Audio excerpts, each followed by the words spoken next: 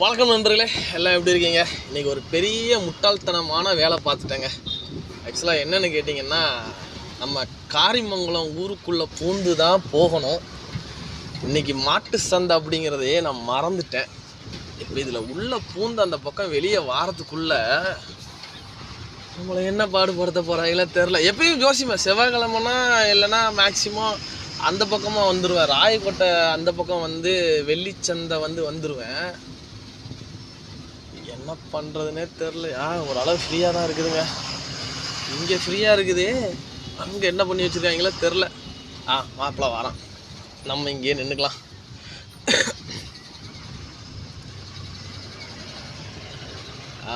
கட்டையை போட்டாங்கல்ல.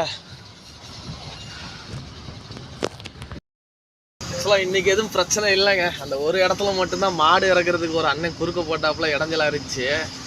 இல்லைன்னா நொந்துருவேங்க. ஆக்சுவலாக நான் இன்றைக்கி கொஞ்சம் லேட்டாக வந்துட்டதுனால தப்பிச்சிட்டேனா, இல்லை நேரமாக வந்துட்டதுனால தப்பிச்சிட்டேனா? டேய் மாப்பிள்ள ஓரம்போ, நடு ரோட்டில் இருந்துட்டு என்னடா பண்ணுற? அப்படி தான் மெதுவாக ஓரம்போ. அப்புறம் உன்னை கொல்றதுக்கெலாம் பிளான் பண்ணிகிட்டு இருக்காங்க, கவலைப்படாத.